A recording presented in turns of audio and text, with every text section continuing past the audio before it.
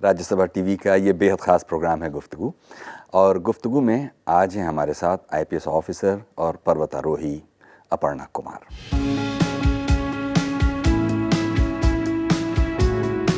अपर्णा कुमार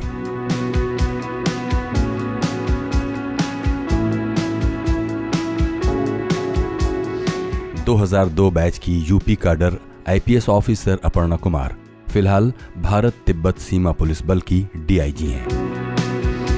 अपर्णा कुमार ने अभी हाल ही में 29 जून 2019 को अलास्का स्थित माउंट डेनाली पर सफल पर्वतारोहण के साथ सातों महाद्वीपों के सर्वोच्च शिखरों की सफल चढ़ाई के साथ एक ऐसा कीर्तिमान स्थापित किया है जिसे भारत में पहले किसी सिविल सर्वेंट और आईपीएस ऑफिसर ने संभव नहीं बनाया है।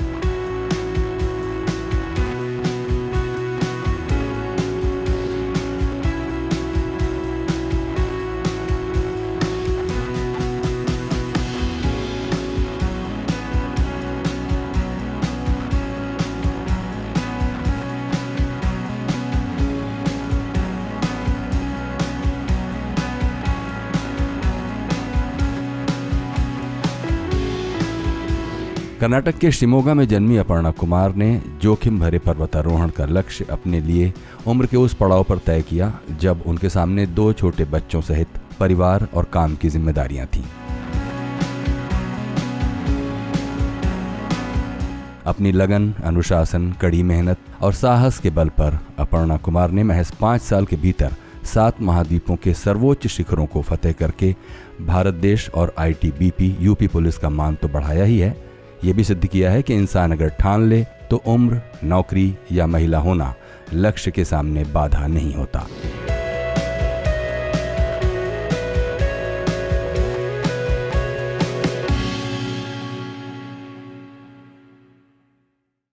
बहुत बहुत स्वागत है अपर्णा जी। नमस्कार।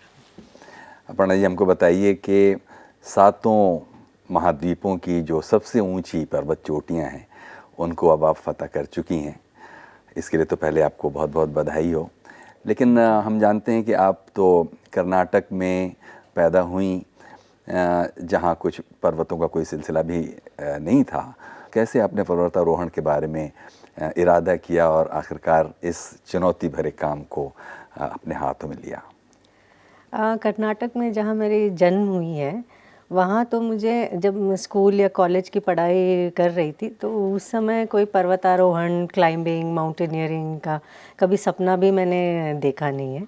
ये मैं आईपीएस सर्विस में आने के बाद 2014 से मैंने शुरू किया। पहले तो बचपन में स्पोर्ट्स का बहुत शौक़ था, पर क्योंकि पढ़ाई और ये सब करना था तो वो पीछा छूट गया। पर सर्विस में आने के बाद ये 2014 में मेरा ये शौक़ शुरू हुआ है। अच्छा, इसके लिए तो ट्रेनिंग की ज़रूरत पड़ती है कि आप ऐसे तो नहीं कि सिर्फ आपने एक सपना देखा और एक इरादा किया और आप आगे बढ़ गई। इस प्रक्रिया को बताइए कि आपने इस नौकरी में रहते हुए ट्रेनिंग में कैसे और क्या किस क्रम में फिर आपने तैयारी की? मैं 2002 बैच में मेरा आईपीएस में सिलेक्शन हुआ। उसके बाद मुझे उत्तर प्रदेश काडर मिला। उत्तर प्रदेश एक ऐसे राज्य है जहाँ पुलिस होना और उसके ऊपर महिला पुलिस अधिकारी होना ही एक बहुत बड़ी चैलेंजिंग चीज़ है। और मैं ये माउंटेनियरिंग में जो सबसे चैलेंजिंग और रिस्की एक स्पोर्ट है, उसमें जो मेरी रुचि है, मैं यूपी में मेरा जो कार्यकाल रहा है उसी को मैं वो देती हूँ कि मेरा जो 12 साल में 2004 यूपी में आई हूँ और 2014 तक जो मेरा सफ़र रहा है और जो मेरे हर ज़िले में मैंने यूपी के हर ज़िले में जो मैंने काम किया है, वो एक मुझे लगता है एक देन है कि मैं और चैलेंजिंग और दुनिया के सबसे ऊंचे पहाड़ों को चढ़ने का एक चैलेंजिंग और रिस्क लेने का जो जज्बा है वो मैं यूपी से मुझे मिला है। इस मेरे कार्यकाल से मुझे ये मोटिवेशन मिला, ये मैं यूपी को मैं वो देती हूँ, इसका क्रेडिट मैं देती हूँ। यस, ट्रेनिंग बहुत ज़रूरी होती है। मैंने 2013 अक्टूबर में मनाली में Atal Bihari Vajpayee institute of mountaineering और अलाइड स्पोर्ट्स है, वहाँ पे मैंने बेसिक माउंटेनियरिंग कोर्स किया। और उसमें अगर आप बेसिक कोर्स में ए ग्रेड मिलती है तो आप एलिजिबल हो जाते हैं एडवांस माउंटेनियरिंग कोर्स करने के लिए। तो फिर 2014 जून जुलाई में मैंने एडवांस माउंटेनियरिंग कोर्स किया। उसके बाद फिर मेरा सफ़र क्लाइंबिंग का और माउंटेनियरिंग का सफ़र शुरू हुआ है। थोड़ा सा पीछे और जाते हैं ट्रेनिंग से पहले कि इस नौकरी को करते हुए कब और कैसे आपके मन में ये इरादा आया होगा कि आपको माउंटेनियरिंग के लिए ट्रेनिंग भी लेनी चाहिए और इस तरह के एक्सपीडिशंस के बारे में कुछ प्लान करना चाहिए। इस नौकरी के किस पड़ाव पर ये हुआ होगा? 2012 में मेरा ट्रांसफ़र मुरादाबाद हुआ। मुरादाबाद में 9th बटालियन पीएसी है, जो पहले उसको स्पेशल पुलिस फोर्स एसपीएफ बोला जाता था। बहुत सीनियर मोस्ट डीआई जो एसएसपी होते थे, वहाँ पे कमांडेंट के तौर पे वहाँ तैनाती होती थी। और 1992 तक जो ITBP Indo Tibetan border police के जितने भी हाई पोस्ट हैं वो इस बटालियन के पास रहते थे, जैसे केदारनाथ, बद्रीनाथ, अस्कोट, ये सब। मतलब लगभग 19,000-20,000 फीट तक के जो बॉर्डर आउटपोस्ट थे, इस 9th बटालियन पीएसी मुरादाबाद इसके पास था। तो 2012 में मेरा वहाँ तैनाती हुई और वहाँ मैंने देखा कि पुराने ज़माने के 1970s, 1965 और उस ज़माने के माउंटेनियरिंग इक्विपमेंट्स, टेंट, गेयर, ये सब रखे हुए थे। तो उसको देख के बहुत क्यूरियोसिटी हुआ और स्पोर्ट्स में मेरा लगाव था ही। तो फिर मैंने सोचा क्यों मैं भी कुछ इसमें ट्रैकिंग ही कर लूँ या कुछ बेसिक कोर्स ही कर लूँ। एज़ कमांडेंट होते हुए मैंने फिर अपने आईजी से छुट्टी लिया 1 महीने का और 28 दिन का कोर्स होता है। तो मैं फिर बेसिक कोर्स करने मनाली चली गई। तो उसी से फिर मेरा सफ़र शुरू हुआ। अच्छा, जिस कोर्स को करने आप पहुंची, आपको भी खुद नहीं मालूम होगा कि उस कोर्स में आगे कैसे कैसे वो प्रोग्रेस करेगा और क्या क्या चीज़ें आपको सिखाई जाएंगी। वो कौन से ऐसे इंटरेस्ट एरियाज़ थे जो धीरे धीरे आपको और भी इंगेज करते गए और आपको लगा कि हाँ, ये एक ऐसा रास्ता है जिसमें न सिर्फ ट्रेनिंग पूरी की जाए बल्कि कुछ सपना भी जोड़ा जाए? जी, उस कोर्स में जैसे आपने कहा, मुझे कुछ पता ही नहीं था कि इस कोर्स में क्या होगा, क्या इसका शेड्यूल कैसा होगा, सिलेबस क्या होगा। मैं पहुंची मनाली और मैंने वहाँ देखा जितने भी वहाँ आए थे छोटे बच्चे थे, एनसीसी के बच्चे थे, कॉलेज स्टूडेंट्स थे, इंजीनियरिंग के बच्चे थे। और मैं one of the oldest candidate students थी वहाँ। और मैंने किसी को बताया नहीं कि मैं एक आईपीएस ऑफिसर हूँ, क्योंकि एक तो एम्बैरेसिंग लगता कि अगर मैं कोर्स कंप्लीट नहीं कर पाती तो बहुत ही एक चीज़ होता कि अरे एक आईपीएस अधिकारी होके ये कोर्स कंप्लीट नहीं कर पाई। तो बहुत कठिन था, क्योंकि हम लोग लगभग 120-125 लोग थे कुल उस कोर्स में, बेसिक माउंटेनियरिंग कोर्स में। और धीरे धीरे मैं देख रही थी हर हफ्ते 10 दिन में करीब 20-30 लोग कर नहीं पाए, कुछ इंजरी हो गया, वापस जा रहे थे। मैं भी अपना दिन गिन रही थी कि मेरा नंबर कब आएगा। तो मैं एक डे बाय डे मैंने इसको चैलेंज लिया और हर दिन मैं भगवान से यही प्रार्थना करती थी कि आज का जो शेड्यूल है, जो भी अगर रनिंग हो या रॉक क्लाइंबिंग हो, आइस क्राफ्ट होती है, स्नो क्लाइंबिंग, तो उसमें कोई इंजरी ना हो और ठीक ठाक मैं कर पाऊँ। और एक दिन भी मैंने मिस नहीं किया और बहुत ही सिंसियरली मैंने किया और कोई डिस्ट्रैक्शंस नहीं था। फोकस तरीके से मैंने सोचा कि ये ट्रेनिंग मुझे ज़रूर कंप्लीट करना है। तो उसके बाद धीरे धीरे बहुत इंटरेस्ट लगने का। मैंने कभी स्नो नहीं देखा था, आइस क्लाइंबिंग कभी नहीं किया, और वो इक्विपमेंट्स, आइस एक्स, कैराबिनर्स, पिटन्स, ये सब मैंने कभी सुना ही नहीं था। तो बहुत क्यूरियोसिटी हुआ और बहुत सीखने का बहुत ज़्यादा मुझे इंटरेस्ट हुआ। तो मैंने सोचा कि इसमें जितने भी कोर्सेज़ हैं मुझे करना ही है। हालांकि अभी बहुत ज़्यादा दिन नहीं गुजरे उस ट्रेनिंग के कोर्स को ख़त्म हुए, जी। फिर भी अगर आप याद कीजिए हमारे लिए कि उसमें सबसे अच्छी बात कौन सी थी जो आपको सब चीज़ों के बाद भी रोके रख रही थी? उसमें यही था कि हम लोगों को सुबह-सुबह पौने 5 बजे उठा देते थे और कहीं बाहर जाने नहीं देते थे, परमिशन नहीं मिलता था। और मैं बिल्कुल सीनियर एसएसपी हो गई थी तब तक ना। तो ये चीज़ें हम लोगों को हमारे जो नौकरी में हम लोग कमांड करते हैं, वहाँ जाके मतलब मुझे हर चीज़ सुनना पड़ा। और वहाँ पे जो मेस में दूसरे लोगों की तरह प्लेट लेके लाइन में खड़ा होना पड़ता था। और हर चीज़ एक नॉर्मल जो स्टूडेंट लाइफ फिर से मुझे याद आ गई। और जो बच्चे इतने उत्साहित रहते थे, और जब उन बच्चों को पता चला कि मैं आईपीएस अधिकारी हूँ, तो वो मुझे पूछने लगे, अरे आप क्यों ये ट्रेनिंग करना चाह रहे हैं, जबकि आपका खुद का ट्रेनिंग होता है हर चीज़। पर वहाँ इंस्ट्रक्टर्स इतने अच्छे थे और बड़े बड़े माउंटेनियर्स, क्लाइंबर्स थे। उनसे सीखने का बहुत मुझे मैं सोचती हूँ कि मैं बिल्कुल ही फॉर्चुनेट हूँ कि मैं उस कोर्स में मैं ऐसे ही चली गई और इतने अच्छे अच्छे इंस्ट्रक्टर्स, टीचर्स मुझे वहाँ मिले जो बहुत अच्छी तरीके से मुझे सिखाया। अच्छा, यहाँ पर एक चीज़ और सामने आती है कि एक इरादा तो आप अपने मन में करती हैं एज एन इंडिविजुअल, और दूसरी तरफ आपके बाहर एक दुनिया मौजूद होती है, आपके नाते रिश्तेदार, आपका पीयर ग्रुप, आपके दोस्त, आपके कलीग्स, यहाँ तक के बच्चे भी। मैं ये नहीं कहूँगा कि उम्र के किसी ज़्यादा पड़ाव पर आपने ये फ़ैसला लिया, क्योंकि जब फ़ैसला लीजिए तभी, जिसे कहते हैं जब जागो तभी सवेरा। लेकिन एक महिला होने के नाते, एक ज़िम्मेदार पुलिस ऑफिसर होने के नाते, और एक सीनियरिटी के लेवल तक पहुंचने के बाद जब आप ये फ़ैसला लेती हैं, तो बाहर की जो दुनिया है वो कैसे रिस्पॉन्ड कर रही थी आपके लिए? पहले तो मैं कहना चाहूँगी, जब मैं इस बेसिक कोर्स में जाने का इच्छा ज़ाहिर किया मेरे हस्बैंड को, तो उन्होंने वो तो हर चीज़ के लिए सपोर्ट करते हैं। और उन्होंने सिर्फ एक ही चीज़ कहा कि याद रखना कि तुम एक अधिकारी हो और वहाँ जाके कोर्स कंप्लीट न करने का वो नहीं करना है, नाक नहीं कटाना है, थोड़ा ज़िम्मेदारी से उसको करना है। तो ये वाली चीज़ मेरे यहाँ पर हमारे दर्शक ये जानना चाहेंगे कि आपके पति खुद क्या करते हैं?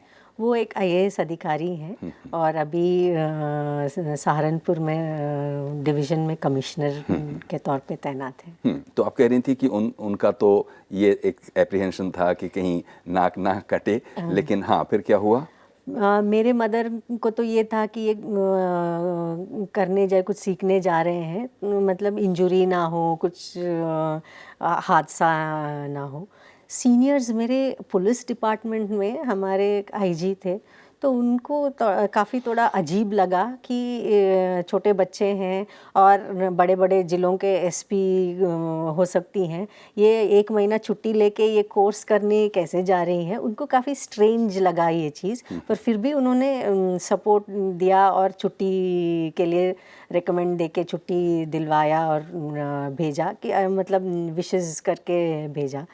बाकी मेरे इस पे ये था कि ठीक है, कोई ट्राई नहीं किया है, मैं एक ट्राई कर लूँ, फेल होंगे तो ठीक है, कोई दिक्कत नहीं है, पर एटलीस्ट आई हैव ट्राइड, कि मैंने कोशिश तो किया। ये वाला मैंने मन में रख के मैं गई उस कोर्स को करने। अच्छा, तो अब हमको यहाँ ये बताइए कि जो सबसे पहला एक्सपीडिशन आपका था, उसका कुछ ग्राफिक अनुभव बताइए कि उसमें, क्योंकि वो तो एक बार जब आप कर लेते हैं तो फिर अगली बार तो उससे बहुत सारी चीज़ें सीखते हुए और फिर आप धीरे धीरे उस रास्ते पर बढ़ जाते हैं, लेकिन जो पहला एक्सपीडिशन होता है वो सबके लिए बहुत चुनौती भरा होता है कि आपने ट्रेनिंग तो कर ली और अब आपने शुरू किया, तो क्या अनुभव था वो? मेरा पहला एक्सपीडिशन था माउंट किलिमंजारो, ये टांजानिया में स्थित है और अफ्रीका का सबसे ऊंची चोटी है। पहली बार मैं इंडिया से बाहर जा रही थी अकेले, और पूरा माउंटेनियरिंग इक्विपमेंट्स, गेयर, ये सब लेके, बहुत 2-3 बैग का पूरा वो सामान था। और इंटरनेशनल फ़्लाइट्स में जाना, इतना सामान ले जाना, और पहली बार अफ्रीका भी पहली बार जा रही थी। और बहुत रिमोट एक प्लेस है आरुशा करके, टांजानिया में, वहाँ मैं पहुँची।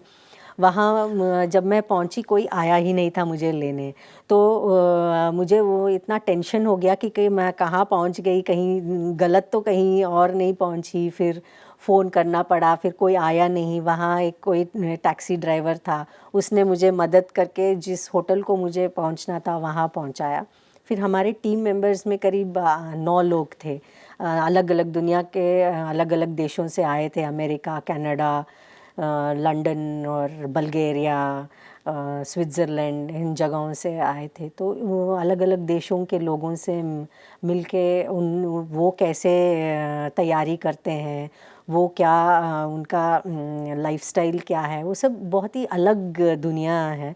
और क्लाइंबिंग, हमारे गाइड चिली के थे, तो वो हमको हर चीज़ सिखाते थे। तो बिल्कुल अलग दुनिया था, बहुत सीखने को मिला। और इस एक्सपीडिशन, ये किलिमंजारो जो है वॉल्केनिक पीक है, तो ट्रैकिंग पीक है। तो रास्ते जाते समय तो स्टीप रहता है। और इसका अजीब ये बात है कि जैसे जैसे ऊपर पहुंचते हैं स्नो मिलती है, और अफ्रीका में स्नो और ग्लेशियर मिलना बहुत अद्भुत लगता है। तो ये बहुत ही अच्छा मेरा एक्सपीरियंस रहा। और इस एक्सपीडिशन में मुझे बहुत अच्छे दोस्त बने, तो और उनके साथ मैंने और भी 2-3 एक्सपीडिशंस भी मैंने फ्यूचर में किया। अच्छा, तो अब यहीं पर ये मौका है कि अब हमको इस किलिमंजारो के बाद के एक्सपीडिशंस के बारे में बहुत स्केची ढंग से बताइए। ये 2014 अगस्त में मैंने किलिमंजारो क्लाइम किया। इसके बाद मैंने नवंबर में कार्स्टन्स पिरामिड करके है, ये इंडोनेशिया के पापा न्यू गिनी रीजन में स्थित है। ये ओशियानिया और ऑस्ट्रेलेशिया का हाईएस्ट पीक है। ये पीक, इसका खासियत ये है कि ये बीचों बीच जंगल के बीच है, और यहाँ जाने के लिए बिल्कुल ही बहुत कठिन रास्ता है।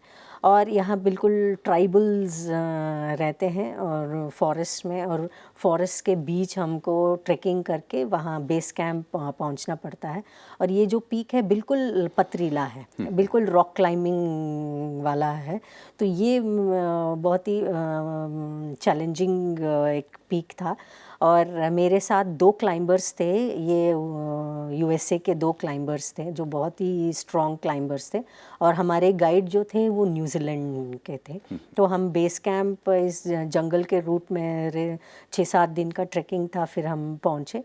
और जब सबमिट करना था तो पूरा हम लोगों को 8 घंटे लगे ऊपर पहुंचने में। पूरा कंप्लीटली रॉक क्लाइंबिंग, यहाँ स्नो ये सब नहीं था, सिर्फ ऊपर जब हम समिट में पहुंचे थोड़ा बहुत वहाँ स्नो था। ये भी कभी काफ़ी अजीब है कि इंडोनेशिया में हम ऊपर स्नो देख रहे हैं। और फिर वापस आते समय, क्योंकि बिल्कुल वर्टिकल रॉक्स थे, क्लाइंबिंग में रैपलिंग करते हैं, मतलब रैपलिंग करते हुए हम रस्से से नीचे उतरते थे, क्योंकि वर्टिकल रॉक्स को नीचे उतर आना बहुत ही वैसे कठिन होता है। तो रैपलिंग करके हम पूरा समिट से लेके वापस बेस कैंप तक रैपलिंग करके ही जल्दी जल्दी पहुंच गए थे। बहुत ही रोमांचक ये था। इस कार्स्टन्स पिरामिड के बाद मैंने अकांकागुआ करके पीक है, ये अर्जेंटीना में स्थित है, ये साउथ अमेरिका का हाईएस्ट पीक है। ये मैंने क्लाइंब किया। अगेन साउथ, ये जो अकांकागुआ है बहुत ही सुंदर, और ये बोलते हैं, लगता है कि भगवान ही वहाँ स्थित है, ऐसा लगा मुझे इस माउंटेन को क्लाइंब करते हुए। इस माउंटेन में मेरे साथ 2 ऑस्ट्रेलियंस थे और अर्जेंटीना के गाइड थे, तो बहुत ही अच्छा हमारा क्लाइंब रहा। पर अनफॉर्चुनेटली कैंप 3 पे जो ऑस्ट्रेलियन के एक मेल क्लाइंबर थे, उनको हाई एल्टीट्यूड पल्मोनरी एडेमा हो गया था, उनके लंग्स में पानी भर गया था, तो वो फिर हाँ समिट के लिए आ नहीं पाए। फिर हम दूसरे जो ऑस्ट्रेलियन क्लाइंबर थी वो और मैं दोनों जाके सबमिट करके हम लोग वापस आ गए। अकांकोगुआ के बाद मैंने रशिया का हाईएस्ट पीक है माउंट एल्ब्रस, ये यूरोप का हाईएस्ट है, तो इसको मैंने क्लाइंब किया। ये बिल्कुल ग्लेशियर और बर्फीला माउंटेन है और ये लगभग 18,500 फीट का पीक है, तो इसको मैंने क्लाइंब किया। ये भी काफ़ी चैलेंजिंग पीक था क्योंकि बिल्कुल बर्फ़ से ढका हुआ पीक था।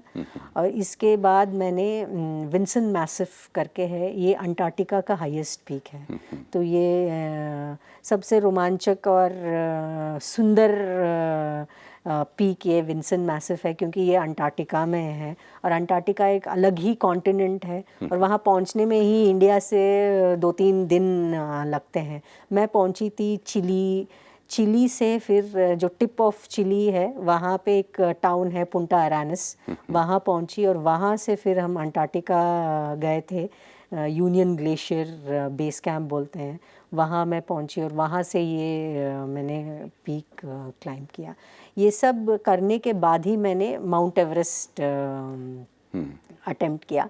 माउंट एवरेस्ट में 2015 में भी गई थी, पर उस समय अर्थक्वेक हो गया था, तो फिर हम लोग एडवांस बेस कैंप तक पहुँचे थे, तो फिर अर्थक्वेक हो गया था 25 अप्रैल 2015 को, तो फिर मुझे वापस आना पड़ा। और वापस जब एडवांस के बेस कैंप वापस आ रहे थे क्योंकि अर्थक्वेक हो गया था, काफ़ी हम लोग वैली में चल रहे थे, दोनों तरफ पीक्स थे जो रॉकी पीक्स थे, तो वहाँ से पत्थर नीचे आ रहे थे, तो काफ़ी बच के हमको नीचे रात में ही वापस आना पड़ा। ये काफ़ी थोड़ा मुझे लगा कि रिस्की है और मैं घर से भी शायद 10-12 दिन टच में नहीं थी, तो काफ़ी घर में भी लोगों को काफ़ी मतलब चिंता हो गई थी कि मैं मतलब ज़िंदा हूँ या नहीं। फिर भी मेरे हस्बैंड अगले साल 2016 में भेजने की उन्होंने हिम्मत किया और भेजा। 2016 में फिर मैं माउंट एवरेस्ट पीक चढ़ पाई। मैंने चाइना तिब्बत से किया, नेपाल से नहीं क्लाइंब किया, चाइना तिब्बत से क्लाइंब किया। और फिर माउंट एवरेस्ट के बाद सबसे कठिन माउंट डेनाली बोलते हैं। माउंट डेनाली अलास्का में स्थित है, ये नॉर्थ अमेरिका का हाईएस्ट पीक है। माउंट डेनाली इसीलिए टफ़ हो जाता है क्योंकि इसमें हर चीज़ हमको उठा के ले जाना पड़ता है, फ्यूल हो, फूड हो, अपना खुद का इक्विपमेंट या गेयर, कपड़े हो, हर चीज़ हमको खुद उठा के ले जाना पड़ता है। तो बैकपैक जो है हमारा करीब 20 से 22 किलो 23 किलो रहता है और स्लेड हम खींचते हैं वो लगभग 25 से 30 किलो का वेट रहता है। तो ये पूरा हम लोगों को 14,200 फीट कैंप तक हमको ले जाना पड़ता है, दोनों बैकपैक और स्लेड जो है। फिर हम जब हाई कैंप 17,200 फीट पे जाते हैं तब पूरा हर चीज़ जो हमको ज़रूरत पड़ेगी समिट के लिए वो बैकपैक में डाल के, फिर बैकपैक हैवी हो जाता है, करीब 25 से 26 किलो हो जाता है, तो उसको लेके ऊपर जाते हैं। तो वो बहुत ही कठिन है और ये क्योंकि अलास्का में स्थित है, नॉर्दर्न हेमिस्फीयर में है, वेदर का बहुत अनप्रेडिक्टेबल वेदर होता है। कभी icy frozen winds, high speed winds और स्नो भारी बर्फ़बारी इतना होती है कि टेंट से बाहर नहीं निकल पाते हैं। हर 10 मिनट में टेंट को झाड़ना पड़ता है ताकि टेंट ना कोलैप्स ना हो जाए। तो ये काफ़ी चैलेंजिंग था। ये 2017 में मैं गई इस पीक को चढ़ने और 2018 में भी गई। 2017 में मैं 17,200 फीट पर तक पहुंच पाई और 8 दिन हाई कैंप पे फंस गई बैड वेदर में। तो फिर उसके बाद एक हफ्ता 10 दिन जो वेदर प्रेडिक्शंस थे वो ख़राब ही थे, तो हम लोगों को वापस आना पड़ा। 2018 में मैं 17,000 तक भी नहीं पहुंच पाई, सिर्फ तो 14,000 फीट तक पहुंची और वहाँ भी मैं 11 दिन में बैड वेदर में फंस गई थी, तो वहाँ तब भी वापस आना पड़ा। इस साल मैं गई इस साल मेरा शेड्यूल था 26 दिन का, जो ड्यूरेशन था एक्सपीडिशन का, इतना अच्छा इस बार मौसम मिला कि 11 दिन में ही कंप्लीट करके वापस आ गई थी। तो इस बार बहुत ही अच्छा और सेटिस्फाइंग और फुलफिलिंग क्लाइंब था। तो अब जबकि आप ये जो सातों महाद्वीप हैं उनकी जो सबसे ऊंची पर्वत चोटियां हैं उन पर आप भारत का और यूपी पुलिस का और आईटीबीपी का झंडा फहरा चुकी हैं, और इन उपलब्धियों के बाद हम चाहेंगे कि आप हमारे युवा पर्वतारोहियों को, हमारे दर्शकों को कुछ कहना चाहती हों कि वो कैसे, अगर वो खुद इच्छुक हैं या फिर इस फील्ड में आना चाहते हैं, तो उनके लिए कोई संदेश हो तो आप हमें बताइए। ज़रूर। मैं उन युवाओं को यही कहना चाहूँगी कि कोई भी चीज़ नामुमकिन नहीं है, क्योंकि मैंने कभी सपना नहीं देखा था कि मैं कभी माउंटेनियर बनूँगी या मैं कभी क्लाइंबिंग करूँगी या रॉक क्लाइंबिंग करूँगी। कभी सपना ही नहीं था, सिर्फ स्पोर्ट्स में थोड़ा रुचि था। पर बाद में मैंने इतना उस पर इंटरेस्ट पैदा हुआ, क्यूरियोसिटी हुई, तो मैंने ट्रेनिंग किया, बहुत मेहनत किया, फोकस तरीके से, डिसिप्लिन तरीके से मैंने उसी पे टाइम, एनर्जी, ये सब वो किया। हर चीज़ संभव है अगर हम ठान लें और फोकस तरीके से और डिटरमिन्ड तरीके से, डिसिप्लिन से ट्रेनिंग करें और मेहनत करें, तो मुझे लगता है हर चीज़ संभव है। और ख़ासकर मैं लड़कियों को और महिलाओं को ये कहना चाहूँगी कि हम लोगों को कुछ ना कुछ करना चाहिए चैलेंजिंग, ताकि हम दूसरे लड़कियों को, दूसरे महिलाओं को एक प्रेरणा बने कि वो भी यकीन कर सके कि ये ज़िंदगी कितना सुंदर है और इसको हम कितना सुंदर हम बना सकते हैं। बहुत बहुत शुक्रिया अपर्णा जी, आपने हमारे लिए इतना समय दिया और जो युवाओं के लिए जो आपने संदेश दिया, हम समझते हैं कि उनके लिए बहुत जीवन में काम आएगा। बहुत शुक्रिया कि आप हमारे शो में आई। धन्यवाद। ये थी आईपीएस ऑफिसर और पर्वतारोही अपर्णा कुमार प्रोग्राम गुफ्तगू में। कुछ कहना चाहते हो आज के इस एपिसोड के बारे में तो आप हमें लिख सकते हैं contact@guftguvidirfan.com पर। और इस हफ्ते जो प्रतिक्रियाएं आपकी हम तक पहुंची हैं उनमें से एक प्रतिक्रिया फ़िलहाल आपके लिए।